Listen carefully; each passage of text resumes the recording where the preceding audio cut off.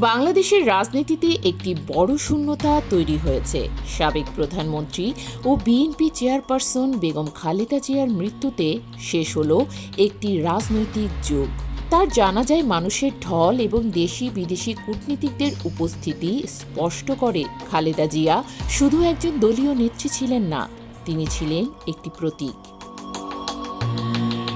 কিন্তু প্রশ্ন হল, এই প্রতীক হারানোর পর বিএনপি কোন পথে হাঁটবে? খালেদা জিয়ার অনুপস্থিতিতে বিএনপি এখন পুরোপুরি নির্ভর করছে তারেক রহমানের নেতৃত্বের ওপর।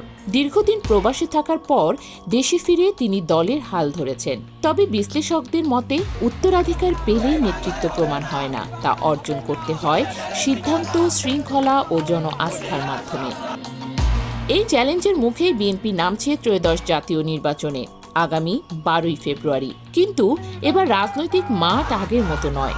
আওয়ামী লীগের কার্যক্রম নিষিদ্ধ, দ্বিদলীয় রাজনীতির সেই পুরনো সমীকরণ ভেঙে গেছে। মাঠে শক্ত অবস্থানে রয়েছে জামাত ঘনিষ্ঠ জোট এবং জুলাই গণ অভ্যুত্থান থেকে উঠে আসা নতুন রাজনৈতিক শক্তি। এই বাস্তবতায় বিএনপির সামনে তিনটি বড় পরীক্ষা: 1. দলীয় শৃঙ্খলা বজায় রাখা, 2. সংস্কারের প্রতিশ্রুতি বাস্তবায়ন, 3. একটি শান্তিপূর্ণ ও গ্রহণযোগ্য নির্বাচনে ভূমিকা রাখা।